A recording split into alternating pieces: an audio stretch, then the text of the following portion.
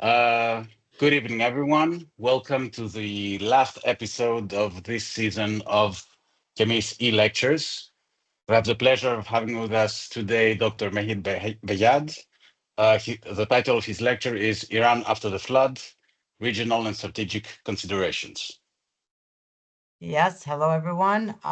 Yes, Mehdi Beyad is currently a lecturer in international relations at the University of Glasgow, where he's teaching focuses on international relations theory, postcolonialism, and Middle East politics. He has previously taught at SOAS, King's College, and he has experience across various fields, including international development history, and has also consulted, advised governments, charities, and private actors on the Middle East region. So welcome, Dr. Bayat. Thank you for coming. The floor is yours. Thank you very much. Thank you, Zakia. Thank you, Stavros. Thank you to CEMMIS as well. Happy to be here. Hopefully, this is a worthwhile end to the season. So I'm going to try to do, I would say, two main things in my presentation. I'm going to try to keep it to around 30 to 35 minutes, and then we can have hopefully a good Q&A and discussion as well. So one of the things that I'm going to try to do is very simply, or perhaps not so simply, actually try to make sense of Iran's posture and game plan since October 2023. So in other words, what exactly Iran has actually been doing, or what it's been trying to do.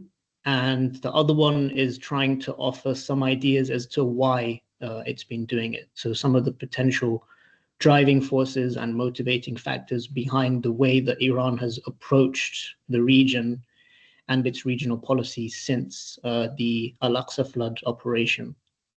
So just as a caveat, I do think there's still a lot to uncover and find out about Iran's decision-making over the past year and a half. I actually think there's still a lot to really understand about the Al-Aqsa flood operation itself. And I suspect maybe over the next few years, not even the next few months, but years, we'll continue to unpack and really try to understand what exactly happened on the 7th of October and what's been happening since. So there's been a huge amount of debate over Iran's decision-making over the past year and a half. And I would say a good amount of confusion as well, amongst both supporters and critics of Iran, or more specifically, the Islamic Republic's regional policy and foreign policy. Iran's posture since October 2023 has attracted a mixture of criticism and even bemusement, with perhaps, I would say, more of a supportive stance coming from those who have looked upon Iran's, I would say, caution and patience slightly more favorably. And on the other hand, in some quarters, there's actually been a quite interesting convergence between the critics and the opponents of the Islamic Republic on the one hand, and actually those that we could perhaps describe as supporters of the axis of resistance or the resistance front. And we can, I guess, have a discussion about the resistance front separately as well, perhaps in the Q&A. So amongst both critics and opponents, but then even amongst supporters, or let's say the actual constituencies of the resistance front, of the axis, or let's say those advocating a more active and more confrontational stance towards Israel and the US, or those who are looking for something like that on the part of Iran. So there's been an interesting convergence between those two sides in terms of criticisms and reservations as to Iran's policy and Iran's posture. So, for example, let's say amongst supporters and let's say the core constituency of the resistance front, there's been accusations that Iran has been excessively cautious, hesitant, even passive, throwing away geopolitical gains made in the course of the past couple of decades, even wildly misreading Israeli and US intentions, perhaps being a little bit naive. These are the kinds of things that you do tend to hear if you're plugged in really into pro-resistance or pro-Axis circles. So even ordinarily, Iran's foreign policy implementation process, Iran's foreign policy development process, as well as its actual decision-making processes and its procedures, institutionally and otherwise, they're quite difficult to get a read of. They can seem quite opaque ordinarily, but that's been the case perhaps even more so since October 2023. It's been difficult to get a transparent sense of what exactly has been going on and why for many people. And I include in that analysts, close observers, and even scholars. Iran's behavior has been tricky to make sense of, in the sense of why it's taken some of the decisions that it's taken, why it hasn't taken certain decisions, and what kinds of rationales and logics have informed those decisions, as well as the actors involved, because there have been some interesting changes within Iran domestically, even just over the past couple of years. And we can speak about that a little bit more as well. So today I'll try and offer my sense of what may have been motivating Iran's decision-making over the past couple of years. So I think the first place to really start off, the first question worth thinking about, is whether Iran actually knew about the Hamas-led operation from beforehand. I think this question is important for at least a couple of reasons. Depending on where you stand on it, whether you think yes or no, it can tell us firstly about where you think Iran would have found itself once the operation actually took place, or let's say the day after, so to speak. But it also will tell us, again, depending on what you think about this question, it tells us a lot about how the resistance front actually operates and how it functions. So let's say if we come to the conclusion that Iran didn't know and other members of the Axis didn't know, then that tells you something about how the Axis operates. Likewise, if you think that other members, including Iran, did know and were aware, that also tells us something. I'm fairly confident that Iran didn't know, and I'm fairly confident in making the claim that other members of the resistance front, including Hezbollah, didn't know. I don't think Iran was aware that that specific operation was going to take place at that specific time.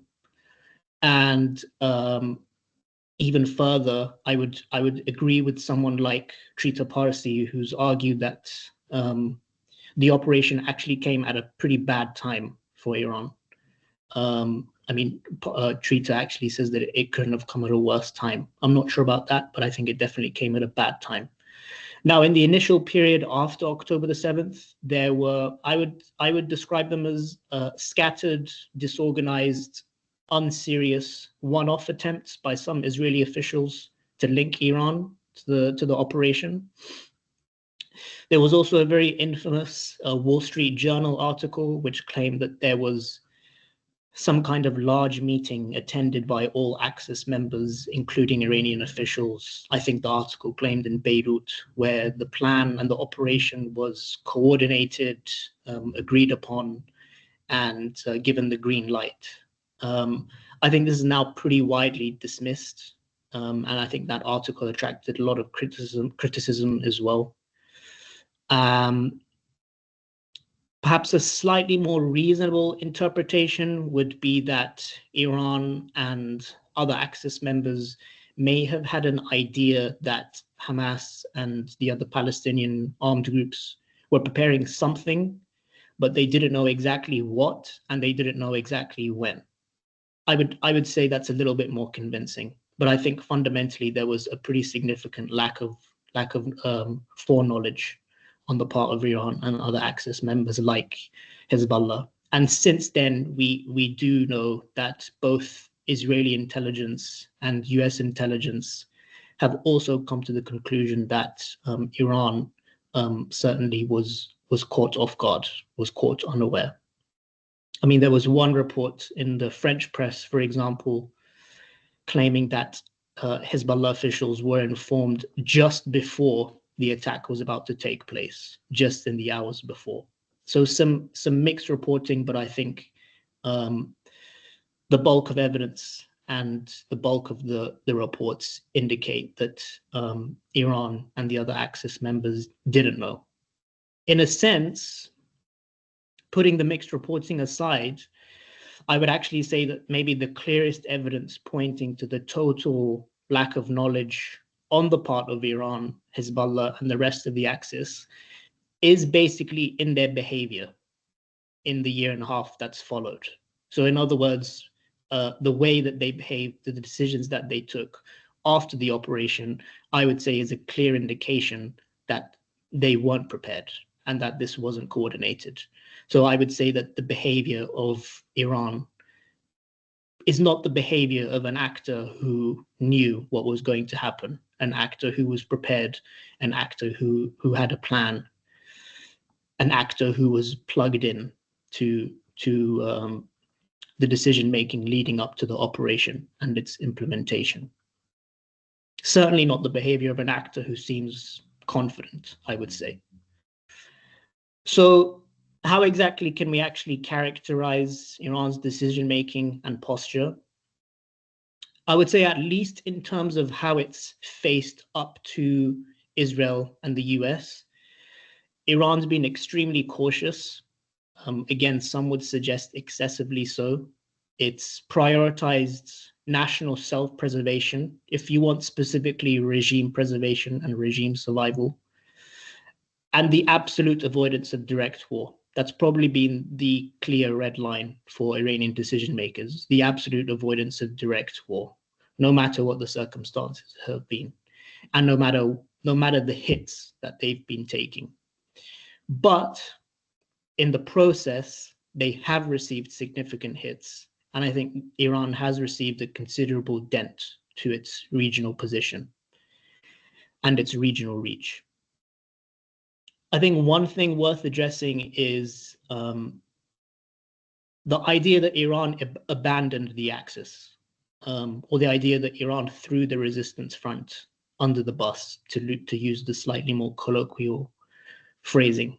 I don't agree with this. Again, this has been quite a common claim within some circles, again, both amongst critics who like to point to the Islamic Republic's failings, but even amongst some Axis supporters. But I don't find it convincing for at least two reasons. Firstly, Iran's invested a lot of political, military, financial capital into the Axis over the years, into the Axis as a whole, and then specifically its constituent components, its specific members. It's forged very strong ideological and military connections with them as well. And in a sense, the resistance front as a grouping is based on common ideological perceptions of the region. And to me, to simply then adopt a policy of abandonment doesn't make much sense. It's investing a lot at quite higher cost over the years, basically for nothing. And that doesn't make much sense to me. Secondly, the Axis has been a very important part, perhaps even a pillar of Iran's regional deterrence and power projection structure. Or the term that we see a lot is strategic depth. It's been a key part of Iran's strategic depth. And again, to just intentionally throw that away as part of an active policy of abandonment would seem to be somewhat illogical and a huge gamble as well. In other words, to actively do away with one of the pillars of your regional deterrence in such a short, relatively speaking, short space of time seems hugely risky. I think as opposed to an active policy of abandonment, I think what's happened is that since October 2023, Iran has found itself in perhaps an almost impossible strategic predicament. I think what has happened is that in the attempt to preserve the Axis as well as itself, and in the attempt to prioritize mere survival, again, of the Axis and of itself, Iran's caution, let's say, and Iran's policy may have actually led to the erosion of the axis and the exposure of itself. So there's obviously a contradiction here.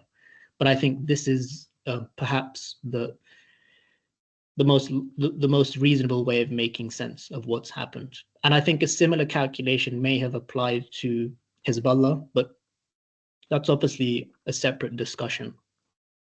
In other words, I think in a kind of desperation, or in a desperate attempt to make sure that it hasn't been giving and wasn't giving the Israelis any further incentive or pretext to escalate at any given point since October 2023, I think perhaps what's rather happened is that Iran has misread Israeli and US strategic ambitions and intentions, at least under the Biden administration, which was, I would argue, to go all the way. I think at least after the summer of 2024, there was a concerted attempt by the Israelis, and I think the US was on board, to basically go all the way. And by that, I mean this idea of remaking the region. So attacking each constituent component of the resistance axis, and ultimately, either through that, cutting Iran down to size and dealing a blow to Iran, or even going further and launching some kind of campaign against Iran itself. I don't think Iran saw that happening. I think the Iranians, and possibly Hezbollah as well, were anticipating at some point, surely the US would put a pause to this. They would kind of pull the leash, if you like. I should also add that from the Iranian perspective, of course, they would also argue that, let's say, even if they wanted to, they simply weren't in a position to match the US and to match the Israelis in terms of actions taken and escalations undertaken. And whilst not responding and whilst not taking more initiative may have been costly from the Iranian view, escalating would have been even more costly. So I think there are basically two key driving forces that have informed this calculation, informed this thinking. So I think the first one is the regional question, the regional picture. So in the first Trump term, Iran was facing Trump's so-called maximum pressure campaign, alongside regional isolation and very hostile relations with neighboring states, particularly the UAE and Saudi. Qatar was a little bit different. Oman was a little bit different, but let's say at least the UAE and Saudi, even leading to low-level military exchanges and operations, such as the tanker attacks. And of course, then we had the Aramco Abqaiq oil facility attack, of course, depending on who you hold responsible for that. But I think there's a reasonable grounds to suspect that the Iranians were playing a very significant role in that attack, even though officially it was the Yemenis who took responsibility. So this regional isolation during that first Trump administration was the product, I would say, of the convergence of at least two things on the part of the Arab Gulf states. So firstly, there was the unease of these actors. Again, I would say primarily Saudi and the Emiratis. The unease of these actors towards Iran's perceived gains since the regional uprisings, which in turn was obviously a continuation of unease at Iran's perceived gains since 2003. So to a significant extent, Saudi and Emirati regional policy during the period of the uprisings, and I would argue Qatari as well, and perhaps Turkish too, was to at least roll back some of the gains that Iran was perceived to have made after 2003. So that was the kind of first source of unease. The second source of unease was the JCPOA, the nuclear deal. So there are at least two reasons why, again, particularly Saudi and the UAE supported Trump's very aggressive posture towards Iran during that first administration. So essentially, they saw the first Trump term as an opportunity to cut Iran down to size post-Obama, not necessarily to start a regional war. I don't think that's ever been their policy, or at least it wasn't their policy during that period of time, because both of them know, and the other Gulf states know as well, an all-out regional war would be very costly for them. So the game plan was to kind of strike a middle ground, cut Iran down to size, but don't start a regional war. And I think Iran's goal in response to that was to impose costs on this attempt. But it wasn't primarily to impose costs in the US. I think it was primarily to impose costs on the Gulf states. So Iran was basically telling the Gulf states and the US by extension, you know, you can't adopt this policy of maximum pressure and not have to suffer any consequences. You can't lock us out of the region. You can't isolate us in the region and have to suffer no consequences. That was the kind of Iranian thinking. So the Iranians were sending a clear message to their neighbors, I would say, that if you're going to support, if not egg on the US in its policy of maximum pressure, you will bear the costs, and you will bear the costs much more than the US. And I actually think that that worked. And again, the proof is in what's happened over the past few years. So since that period, things have changed pretty significantly. And this change in the regional picture, I think, is a big part of trying to understand and explain Iran's behavior since October 2023. So Iran has, to a significant extent, been brought back into the regional fold. The Raisi administration in Iran, with Amir Abdullahian as foreign minister, pursued very active policy of engaging, or let's say re-engaging, and prioritizing neighboring and regional states. And part of the Raisi's platform was actually criticizing Rouhani, for example, for focusing too much on the West and for neglecting the region. So for instance, Amir Abdullahian, very different to Zarif. His English was very weak, but he was a very fluent Arabic speaker, and he had a lot of experience working with Arab states, and he had a lot of diplomatic experience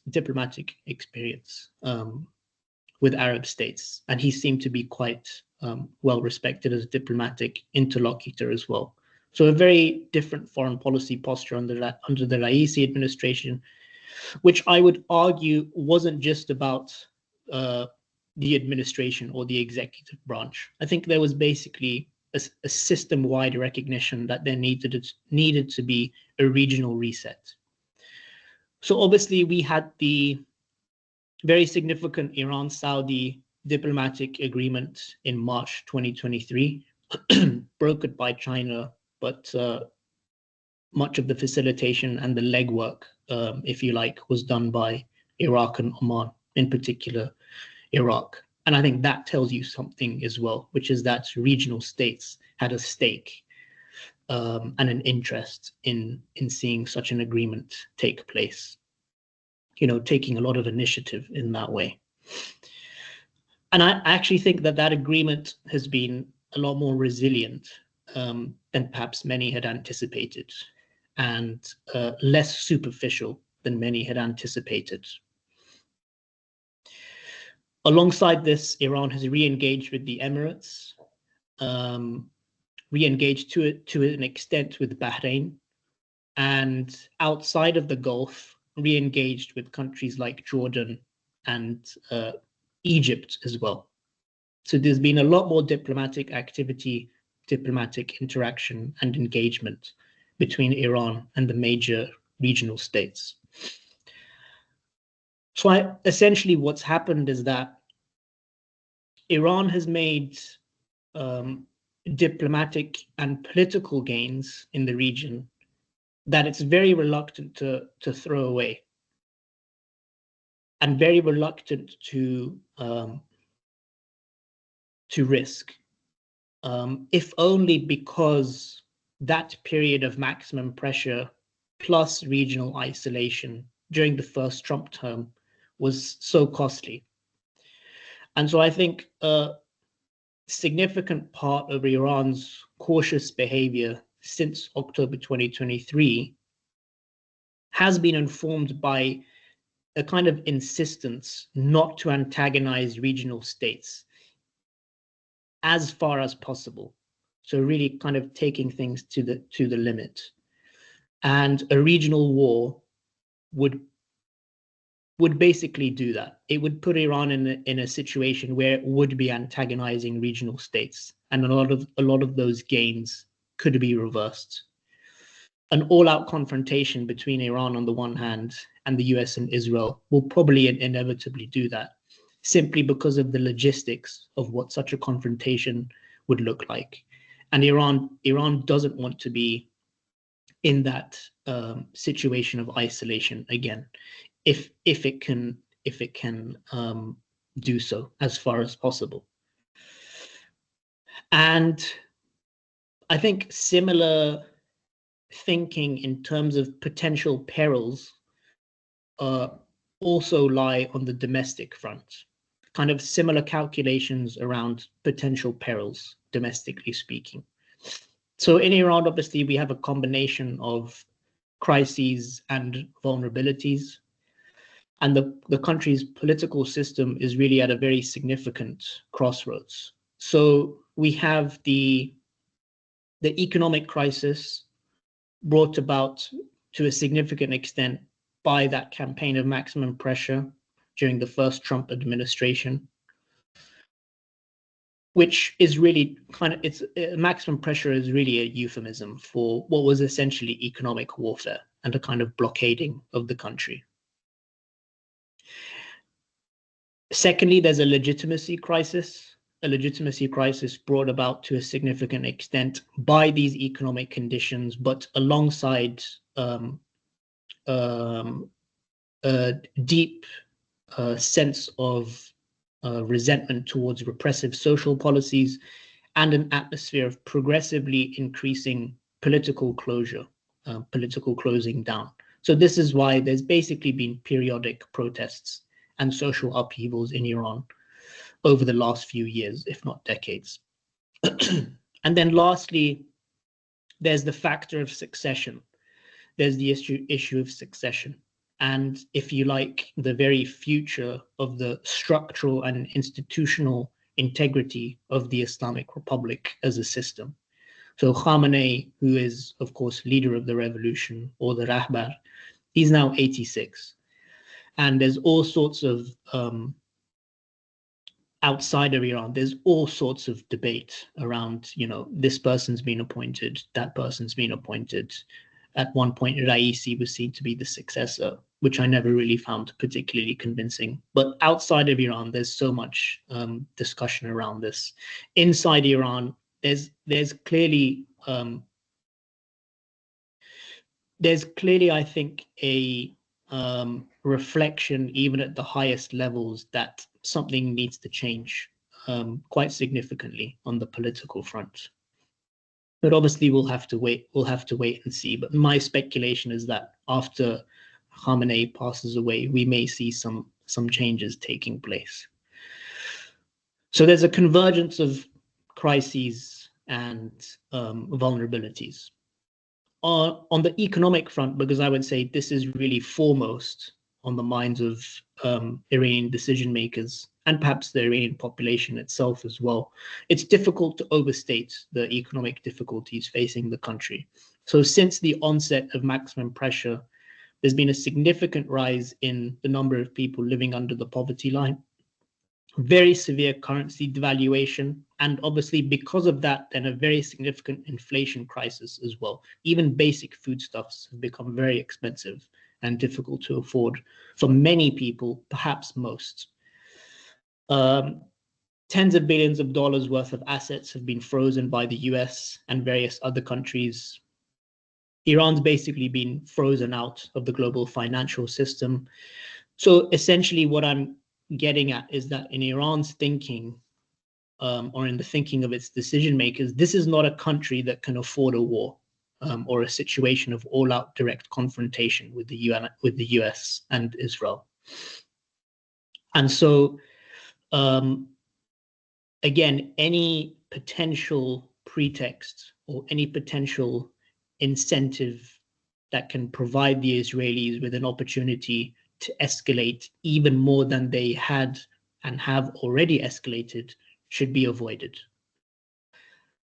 I think one of the potential contradictions and perhaps another predicament that could come out of this within Iran's political system, so within the domestic scene, is that similar to the way in which I argued that in the attempt to preserve the axis, Iran's decision-making may have led to its weakening, it could also be the case that in the attempt not to further erode its legitimacy at home, Iranian political and security elites' policy of caution and minimal engagement since October 2023, minimal direct engagement, may have actually eroded the ideological legitimacy and appeal of the Islamic Republic amongst its supporters, or amongst its core base, its core constituency, no matter how big or small you think that base might be. You know, some people say no one in Iran supports the system anymore. There's all sorts of debate and discussion around that. But let's say, however much of that base or that core constituency remains, it could be the case that Iran's behavior over the past couple of years has also dented their perception of the system and what it can offer, or unable to offer in terms of its promises and its appeal. So, you know, because of how Iran has come across as unwilling or unable to help its allies within the resistance front and to confront Israel, this could also actually pose some kind of a problem in the short to medium term, perhaps the longer term. And I think this could be the case within official institutions and also without. So I talked about, for example, I mentioned how this can come across to Iran's or the Islamic Republic's core constituency or remaining base, perhaps within the country and regionally. But I also think this could be the case, or this could be something to watch for within official institutions too. So, for example, there is some talk about some unhappiness within institutions such as the Basij or the Revolutionary Guards amongst, let's say, the old guard and the younger generation. But again, this at this point, I would say this is mostly speculation, and it's difficult to get a very accurate or concrete picture of this. And I think this domestic situation also, to a significant extent, helps to explain what's going on now, what's been going on over the past few months in terms of the talks over a potential new nuclear deal. I think Iran's engagement with Trump 2, or the second Trump administration, and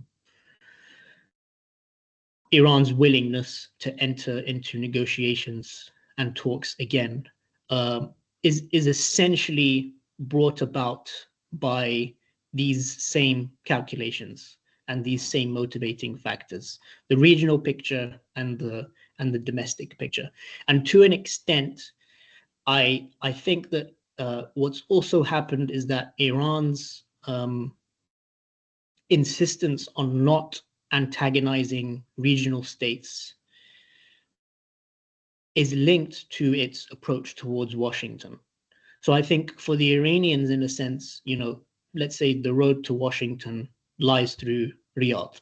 The way to get to Washington is to have better relations, perhaps even good relations, with neighboring Arab states, particularly, again, Saudi and the UAE, especially Saudi. So I think those two things also come together. And I think Iran is really hoping that its better relations with regional Arab states will really put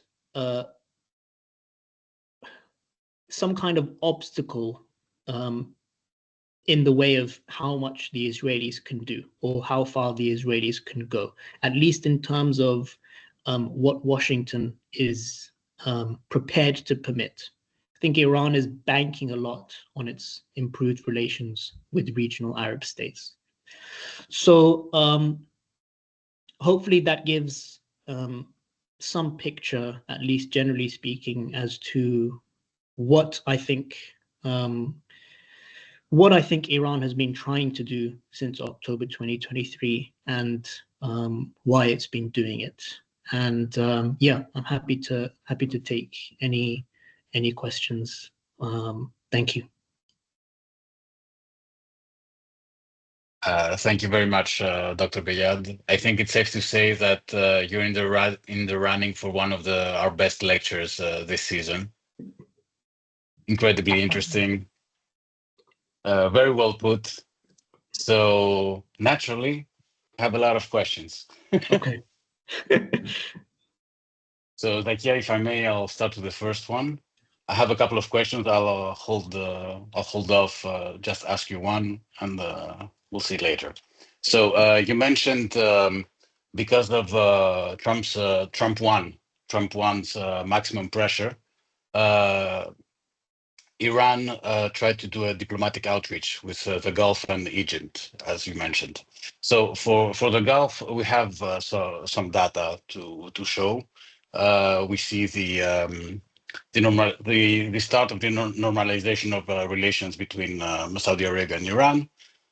We see what's going on with the UAE, but we don't have a really clear picture between Iran and Egypt. What's going on there? That's what I wanted to ask, since you mentioned Egypt. So there have been a few meetings between Iranian and Egyptian officials over the past few months, as in since October 2023. There may have been one or two before that period as well. There was actually a meeting either yesterday or the day before. Arakchi, the foreign minister, was actually in Cairo. I think he met with Sisi, and he met with the Egyptian foreign minister as well. I think to an extent we have to view, especially post uprisings and especially post Morsi in Egypt, it was basically a situation where if you were going to have bad relations with Saudi in particular, you were also probably going to have bad relations with Egypt too. And to an extent, to get to Cairo, again, you would have to go through Riyadh. So for Iran, patching things up with Saudi paves the way to patching things up with a country like Egypt. We'll have to see what actually comes out of the meeting yesterday. But I do know that there's a kind of there's a security aspect to Iran's attempt to re-normalize, if you like, relations with the Egyptian government. Okay, thank you. A quick follow-up question, Zakia, before you ask yours. What about Qatar? Do you feel that because Qatar is known to have rebuilt its relations with Egypt in the past few years, do you feel that Qatar helped shepherd relations between both countries, or was it more of a Gulf initiative, of a Saudi initiative? Qatar is important too, and I should also say that Qatar is important in terms of the kind of linkage to the US as well. So it's not just Riyadh that's important; it's Doha as well. And Iran has obviously had significantly better relations with Qatar over the years than with, for example, Saudi and the UAE. I mean, Iran was a big help to Qatar during that kind of crisis period, that intra-GCC crisis period, that kind of basically blockade of Qatar, which Saudi led. Iran and Turkey were the two main regional countries assisting Qatar. And the main sticking point, I would say, between Iran and Qatar over the past decade plus has really been Syria. But those tensions have never boiled over into regional hostility or confrontation. whether that's official or unofficial.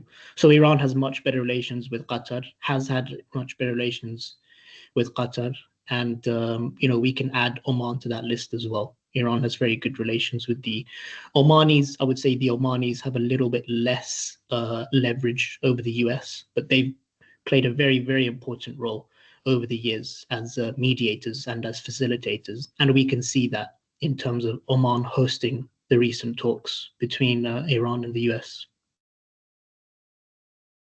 Okay, thank you, Zakia. Okay.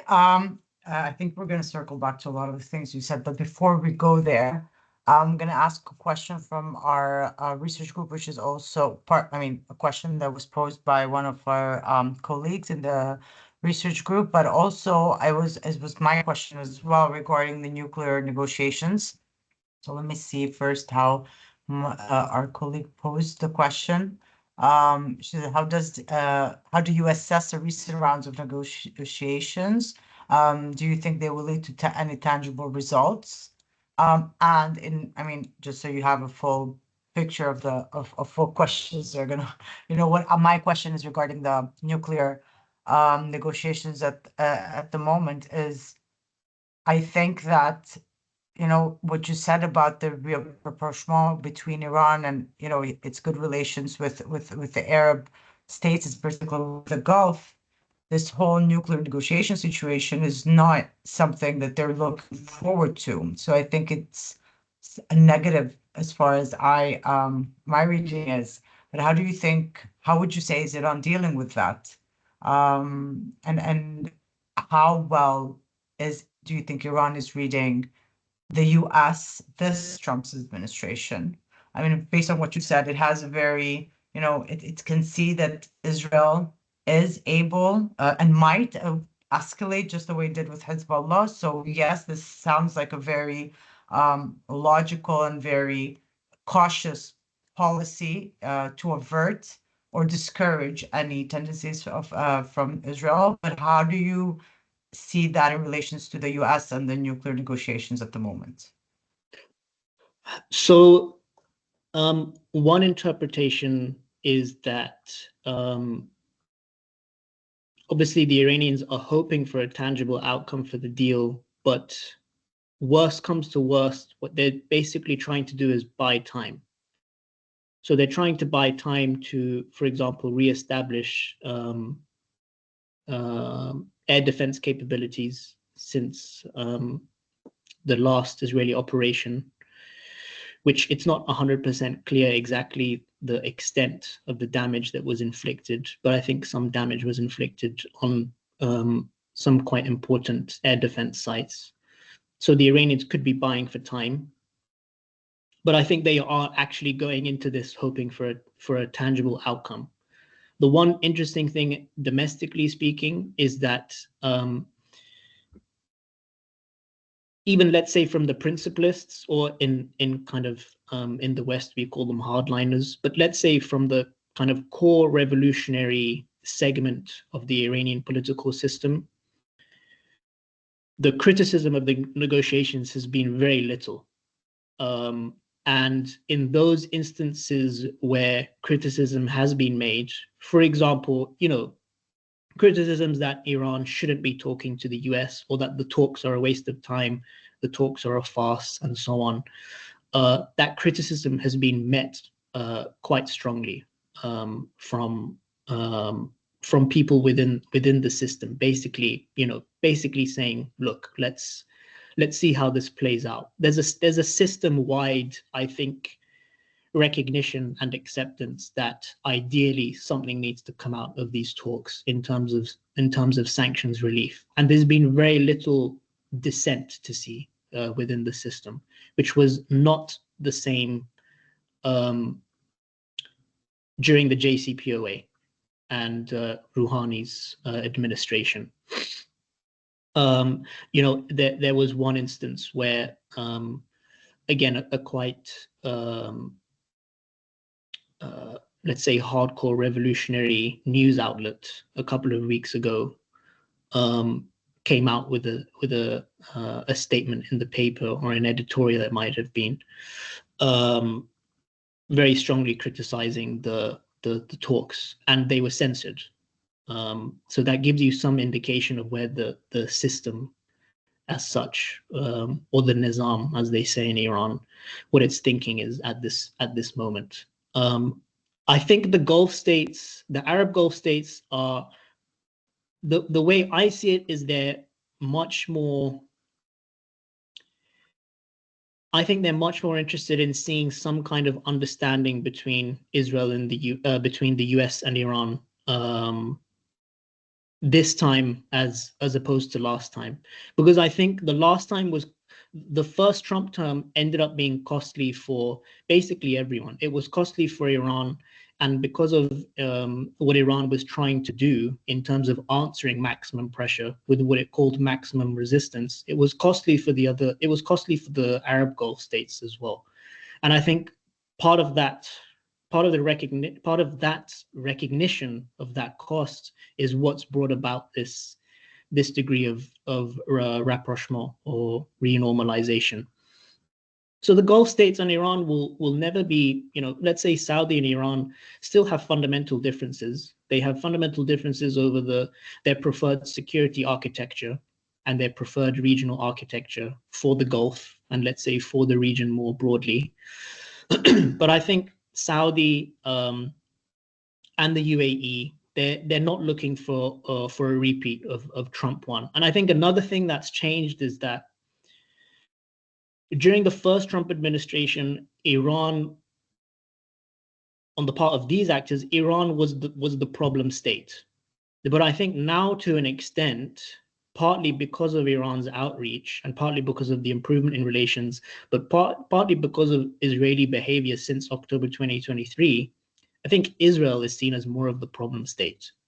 Israel is much more of a destabilizing actor now for these states than Iran is. And I think, there's been a very interesting shift since the Abraham Accords, which were to a significant extent signed as a way to marginalize Iran and set up a kind of regional architecture to, let's say, lock Iran out and to develop a kind of front against Iran. But I don't think that's brought about the gains that the Arab Gulf states were hoping for.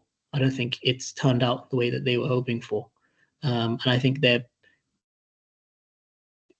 much more invested now in having some kind of balanced relationship with Iran. Another way to see things is that if you come to the conclusion that Iran has been weakened, primarily through the erosion of the capabilities of the resistance front and its constituent components, particularly Hezbollah, in a way that incentivizes the other Arab states, the other Gulf states, to forge closer relations with Iran, because Iran is now seen as less of a threat. So I think this could be part of the way that the other regional states are thinking now. Thank you. There are quite a round of questions. You can send me a text if you feel like you're too tired. But from what I see, there are a couple of round of questions. So Stavros, you go, then I go. Yeah. So keeping up with regional developments and the current state of the current status quo in the Middle East, the shifting status quo, and Iran's place inside it. You mentioned the current state of Access members. Who are left in this Access? And from those who are left, how do they view Iran because of its cautious stance and cautious behavior? And to round it out, what about the Iran in Syria today? How does Iran see the current situation in Syria, the current government? So I would say the kind of surprise over the past couple of years, if you like, the new kid on the block is the Yemenis in terms of the resistance front. And it's interesting, again, if you're sort of plugged into pro-resistance front circles, you'll see that the stature of the Yemenis has really risen to the top, in the sense that the Yemenis are now seen as leading the pack in a way, or they're seen as the foremost actor within the resistance front. I think Hezbollah faces a very difficult situation within Lebanon. Leaving aside the military question, the question of its military capabilities after the Israel's campaign, I think there's the political question. I think politically it's in a very difficult place.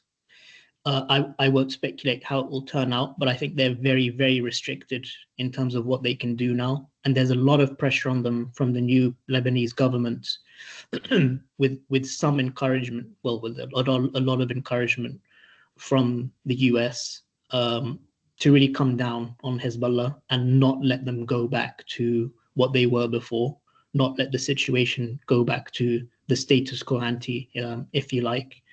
You still have the PMF in Iraq, the Popular Mobilization Forces, or the Hashd al-Sha'bi. They were not too active over the past couple of years. And again, I would put that down to the prioritization of preservation, self-preservation and survival. There was some instances, there was some confrontation between PMF units and US forces, for example, or US military bases in the region, but that was really tampered down very quickly after it was perceived that there was a risk of things boiling over. Hamas, obviously, both politically and militarily, it's difficult to see a scenario where it returns to what it was. There is, I think, a fair assumption to make that Iran's performance, if you like, has been very disappointing for the other Axis members.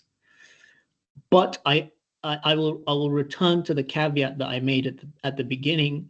I think there's a lot that we don't know in terms of the decisions that have been taken. I'll give you one example. Ali Hashim, who's a Al Jazeera journalist, who's very good on Hezbollah and Iran. He had a very interesting interview where he actually suggested that Iran itself did have a plan to escalate, but it was actually Nasrallah who insisted on the policy of patience and keeping things to a lower threshold. Primarily because obviously Hezbollah's thinking was they don't really want a repeat of 2006, which was very, very destructive and costly, both for Hezbollah, but also for Lebanon as a whole and Lebanese society. So, things are very cloudy in terms of who preferred what, who wanted to escalate, who didn't want to escalate. There's a lot of mixed reporting, and it's not. I don't think we're there yet where we can get a very clear and certain picture as to who wanted what or who was looking for what. In terms of Syria, Syria was an interesting case because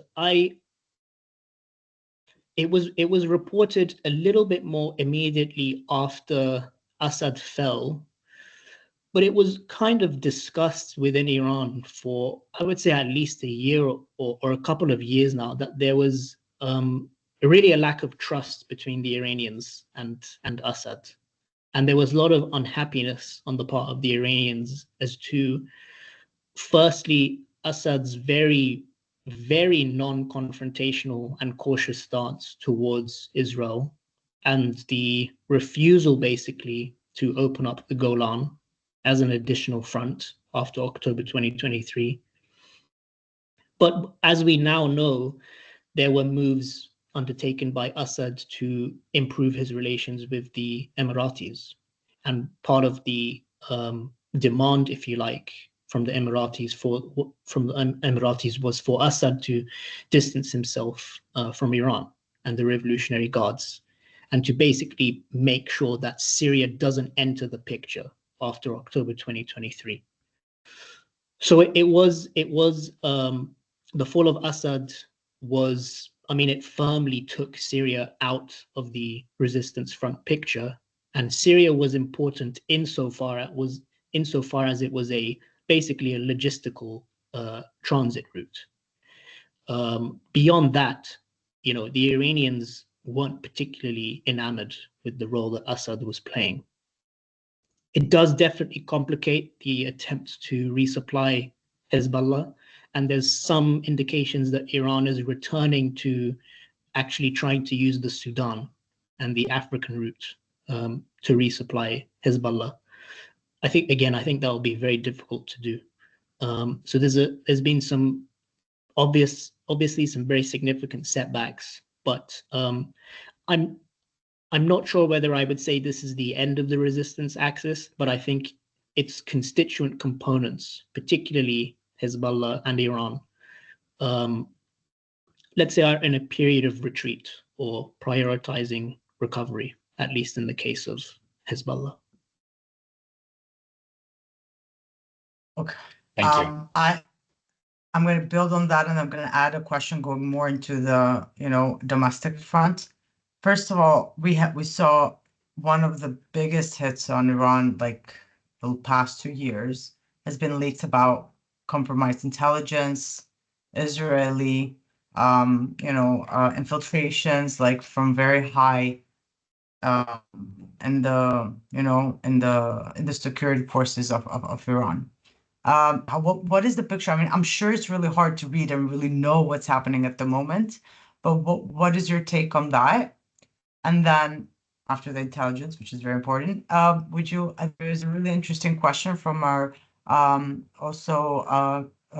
colleague, which oh my God, so I have to find it again. I closed it. I don't know why, but it has to do, if you could elaborate on the debate that is happening domestically on the succession.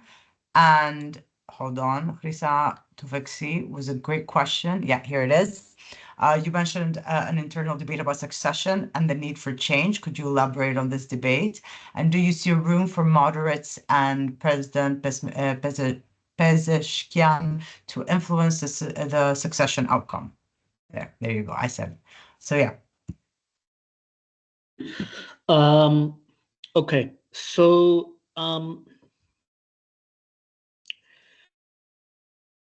intelligence failures and in intelligence infiltration has probably been one of the most significant problem areas in Iran over the last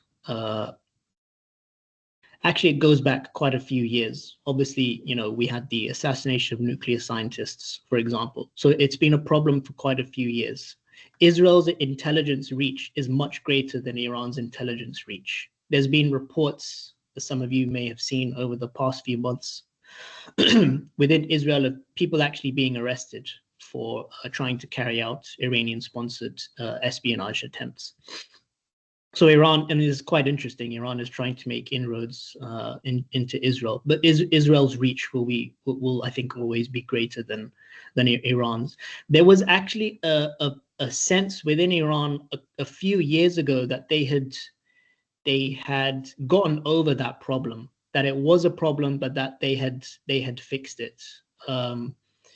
There was a great deal of hubris and confidence on the part of the Iranians a few years ago that the intelligence problems, the intelligence failures had been comprehensively dealt with. That very clearly hasn't been the case since October 2023. It's possible that they've got slightly more of a handle of it now than they had maybe a year ago or just under a year ago.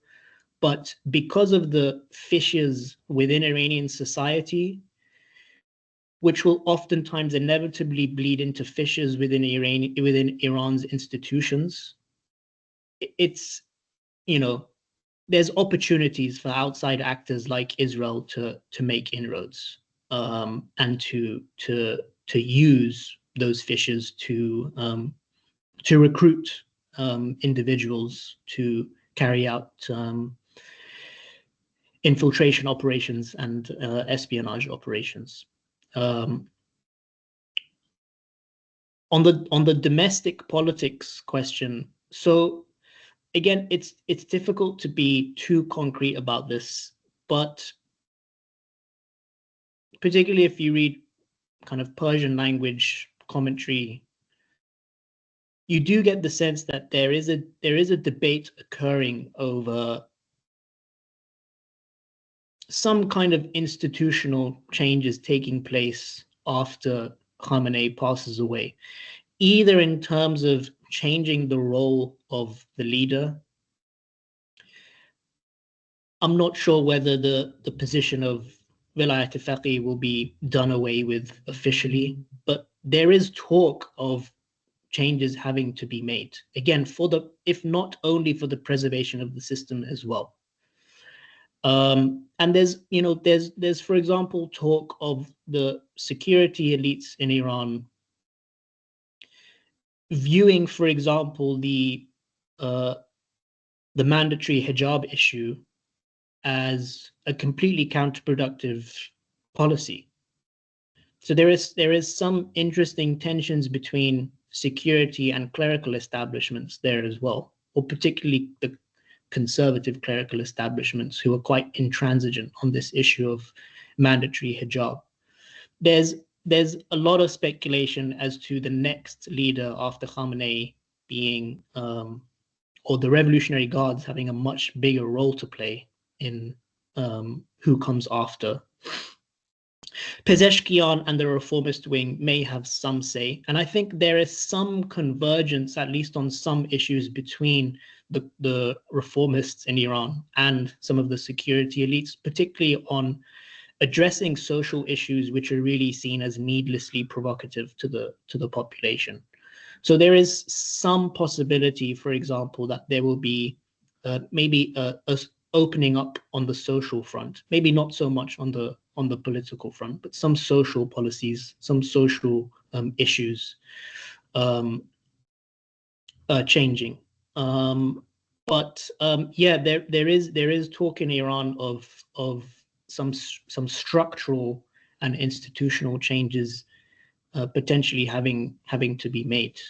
Again, if only for self-preservation and for survival. And there's I think some possibility of the power of the clerical establishment being reduced, at least post Khamenei.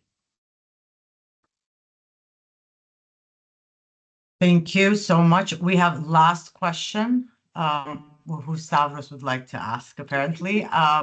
Yes.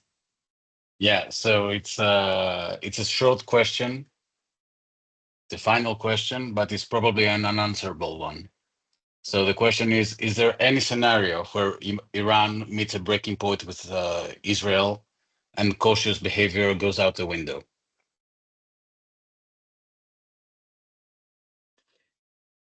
I think there's definitely a chance of the Israelis launching an attack. My guess is if the Israelis get the sense that the talks aren't really going anywhere, they might take the initiative, or they might take that opportunity to launch an attack. Whether or not Trump will actually give them the green light to do that, I think that's more of a difficult question to answer. But I do think that the Israelis see this as maybe even a now or never, in terms of going all the way, and in terms of, again, at least cutting down to size their primary regional adversary. And I think the Israeli game isn't actually, usually people say, the Israelis will strike Iran's nuclear facilities, but then Iran will move its nuclear infrastructure further underground, and it will move even faster towards actual weaponization. I don't think that's really the Israeli game plan. The Israeli game plan is less so about the nuclear issue. It's more so about bringing about a situation where Iran and the US are at war. I think that's primarily the Israeli game plan. It's to get Iran and the US into a confrontation. I mean, look, at least in terms of rhetoric, the Iranians, in terms of the military hierarchy and the Revolutionary Guards, they have made statements to the effect that, look, we've been patient and we've been very calculating until now, but an Israeli strike on nuclear facilities essentially throws that out of the window, throws that posture out of the window. I'm actually still a little bit skeptical that, you know, they'll basically do away with the policy of caution and patience altogether and just throw themselves into an all-out confrontation. I still think they'll be quite calculating. If the Israelis strike Iranian nuclear infrastructure, I don't think that necessarily, for example, means that Iran goes straight to hitting US military sites and US military bases around the Gulf. I think Iran will probably launch a counterattack on Israel first, but as long as Iran calculates that the US isn't directly involved, I don't think it'll turn necessarily into an Iran-US confrontation. The question, obviously, is what can the Israelis actually do without the US? How far can an Israeli strike on Iranian nuclear sites actually go without the US? The consensus seems to be that not very far, because of how deep underground the infrastructure is.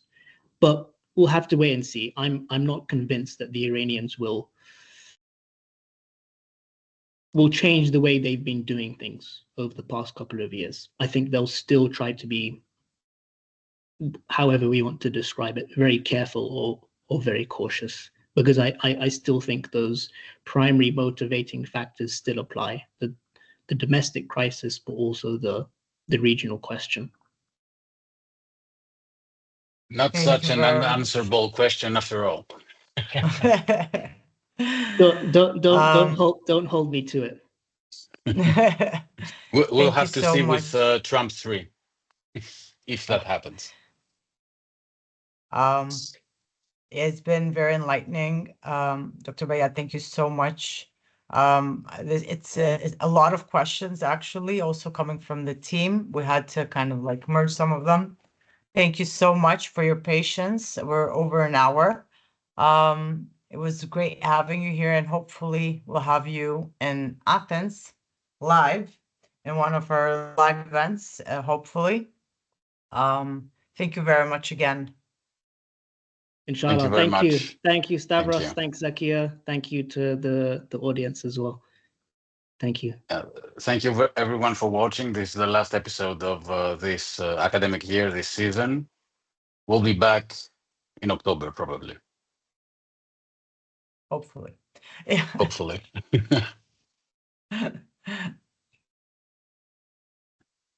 Goodbye, everyone.